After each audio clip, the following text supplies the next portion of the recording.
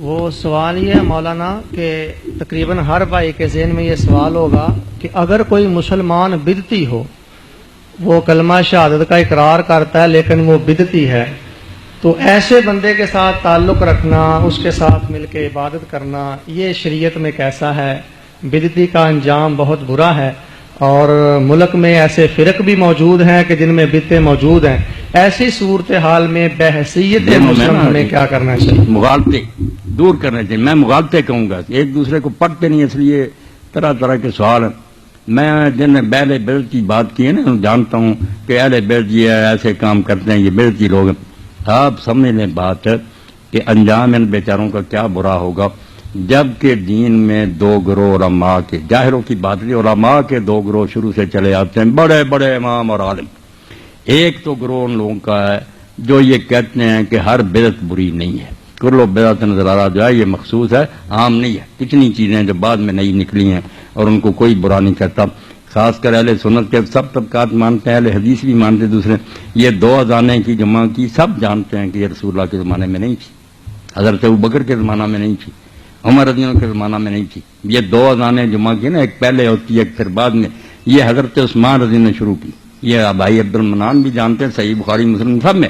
اب کون اس پر کہتا کہ حضرت عثمان بدعتی تھے، یا جو یہ لوگ اذانیں دیتے ہیں دو بدعتی سارے دے رہے، یہ بدعت نہیں، حالانکہ نئی بات نکلی ہے۔ تو پھر اس لیے بڑا گروہ علماء کا، بڑے بڑے ان کے نام کیا بتاؤں، وہ کہتے ہیں کہ ہر بدعت بدعت سیاح نہیں ہے۔ بدعت دو قسم کی ہے، ایک سیاح کہ نئی بھی ہے اور بری ہے، دین کو نقصان اس سے پہنچتا۔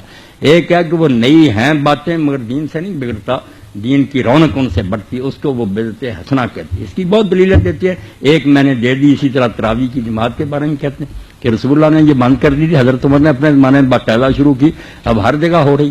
تو یہ کہتے ہیں کہ دیکھا چیزیں نئی ہیں مگر اچھی، کوئی بری نہیں۔ اسی طرح وہ گروہ ہے نا، وہ ان علماء کا ہم یہ امام نووی ہے، ابن عبدالسلام ہے، ابن حجر، حافظ ابن حجر فتح الباری میں کہتے ہیں، شوکانی کہتے ہیں، یہ اہل حدیث کے علماء، وہ کہتے ہیں بالکل ٹھیک، ہر بدعت بری نہیں۔ بدعت 5 طرح کی ہے، ایک حرام ہے، ایک مباح ہے، ایک مکروہ ہے، ایک جو ہے نا وہ بالکل واجب ہے، فرض ہے وہ بدعت۔ کہ یہ بدعتی فرقوں سے جو ہم مناظرے کرتے ہیں، علم کلام کی کتابیں لکھی ہیں، وہ کہتے ہیں کہاں کی پہلے لکھنی پڑی۔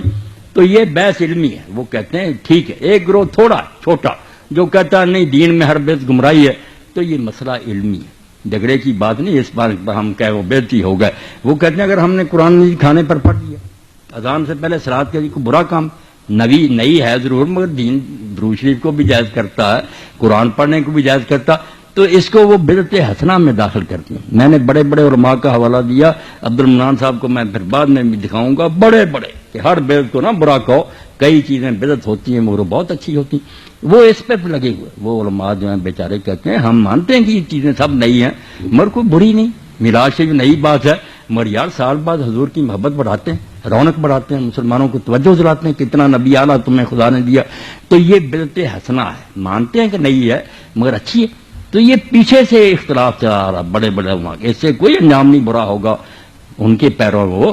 آپ کے علم میں جو بات ہے نا کہ صحیح اس طرح ہونا، آپ بے شک کریں مگر دوسروں کے پیچھے لٹ لے کر نہ جائیں۔ آپ یہ روایتیں میں پڑھ دوں، نیازی صاحب جیسے ابن ماجہ میں یہ لوگ پڑھ لیتے ہیں کہ بدعتی کا اللہ نہ حج قبول کرے گا، نہ روزہ قبول کرے گا، نہ اس کی توبہ قبول کرے گا، یہ بہت پیش کرتے رہتے ہیں۔ جو بندی عالم بھی پیش کرتے ہیں، مولانا سرفراز صفدر صاحب یہ بھی کرتے ہیں اہل حدیث، اور میں کہتا ہوں اس موضوع روایت کو پیش کرتے ہیں، وہ تو دوزخ میں جائیں گے ہی نہیں، آپ چلے جائیں گے۔ یہ حدیث جھوٹی ہے، ضعیف بھی نہیں، موضوع ہے۔ من گھر کی روایت کی بنیاد پر ان بیچاروں کو کہتے ہیں ان کا روزہ حج قبول نہیں ہوگا۔ پہلے آپ تو اپنا علم کمپلیٹ کریں نا، کہ جو باتیں آپ کہتے ہیں وہ ٹھیک ہے، آپ خود ہی حدیثیں جڑ ہی لیے پڑھیں کہ بدعتی کی اللہ توبہ نہیں قبول کی، یہ بھی حدیث ضعیف ہے، کوئی صحیح نہیں۔ آپ خدا کے لیے ڈر دیں، بالکل کسی بیچارے کچھ نہ کہو۔